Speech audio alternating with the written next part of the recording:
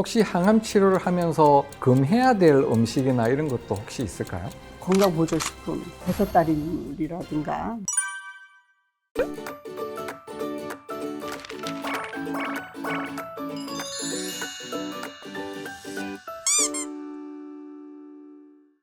안녕하세요. 보령 R&D 센터장 김봉석입니다. 오늘은 정말 세계적으로도 유명한 교수님 한 분을 소개해 드리려고 합니다. 교수님, 자기소개 부탁드릴까요? 네, 안녕하십니까. 너무 가분한 소개 감사합니다. 저는 삼성서울병원 혈액조형내과 안명주입니다. 많은 구독자분들이 궁금해하는 내용을 질의문을 보내오셨어요. 그 질의문들을 하나씩 우리가 꺼내서 보고 거기에 대한 설명을 하는 걸로 진행을 해볼까 합니다. 저도 사실 이 내용이 어떤 내용이 들어있는지 저도 모르거든요. 설레기도 하고 당황스러운 질문이 나오지 않을까 좀 걱정도 되고 그렇습니다. 네. 제가 한번 뽑아보도록 하겠습니다. 암에 걸리면 고기류를 피해야 할까요?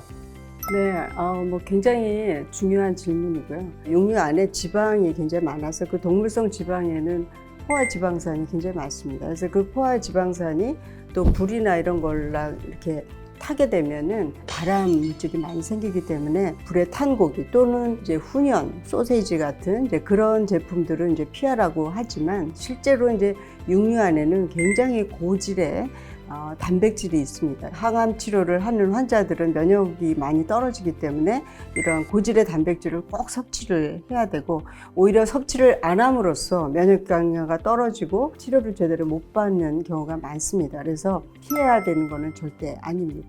네. 역시 항암 치료 받으시는 분은 받을 만큼 체력이 유지되는 게 더 중요하기 맞습니다. 때문에 네. 고기도 적당히 많이 드시고 또 다른 네. 음식들도 골고루 많이 잘 먹는 게 중요하겠죠. 고기를 이제 요리할 때도 수육이라든가 찐 음식, 찐 고기, 설렁탕이라든가 이런 종류를 많이 드시라고 이제 권고를 하고 있습니다. 네. 네, 제가 한번 네. 찍어보겠습니다. 네. 자, 이거는 센터장님에 대한 질문인 것 같습니다. 센터장님, 지금도 수능을 보시면 1등급이 나올 수 있을까요? 그런 질문을 누가 하셨단 말이죠. 네. 1등급 가능합니다. 오, 진짜요? 그럼요. 저랑 완전히 반대인데요.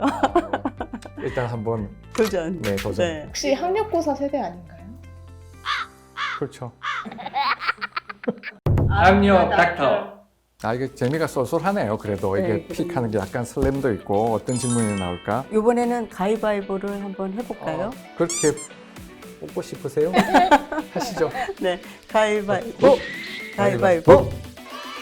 역시 성공하셨네요. 네, 성공했습니다. 네.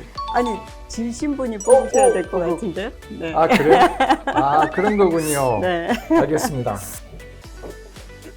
암 예방을 위해 주기적으로 하는 행동이 있을까요? 금연을 하는 게 가장 중요하고 항산화 효과가 있는 채소, 야채들을 많이 먹어야 되고요. 3번 내지 4번은 땀을 많이 흘릴 정도로 맥박이 100 이상 될 때까지 이제 운동을 하게 30분 이상 하라고 그렇게 이제 추천을 하고 있지만 사실 저도 그렇게 많이 못하고 있는 게 사실입니다. 일이 바쁘다 보니까. 그러시군요. 센터장님은 어떠신지?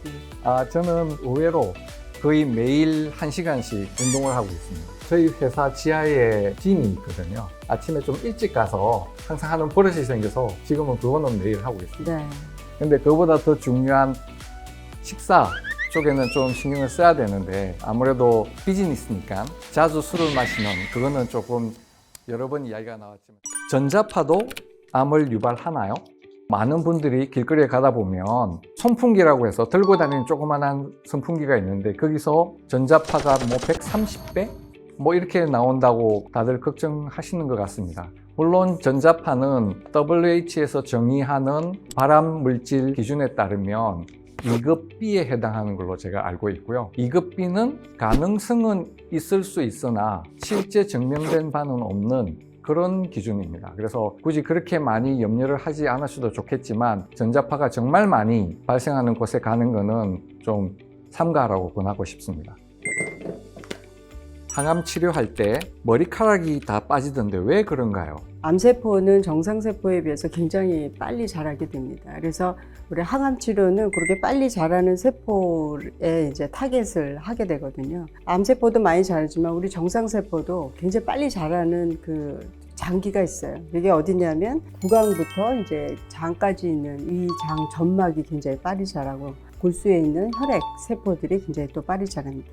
그리고 또 제일 우리가 눈에 띄는 거는 머리에 있는 모낭세포가 굉장히 빨리 자랍니다. 그래서 항암 치료를 하게 되면 그 세 개의 장기에 데미지가 가게 되죠. 그러면 모든 항암제가 다 머리가 빠지느냐? 그렇지는 않습니다. 항암제에 따라서 머리가 잘 빠지는 항암제가 있고 빠지지 않는 항암제도 있습니다. 항암 치료 중간에는 머리가 빠지지만 다 끝나고 나면 다시 나게 되니까 너무 걱정은 안 하셔도 되고, 새로운 약제들이 이제 개발되면서 표적 치료라든가 또는 면역 항암제 이런 것들은 이제 머리가 안 빠지니까 그러한 이제 위험성들이 이제 점점 줄어들게 됩니다. 아, 네. 암에 걸린 환자들에게 이제 어떤 영양제를 추천해 주실 수 있을지 센터장님. 저는 보령에 많은 영양제가 나오고 있거든요.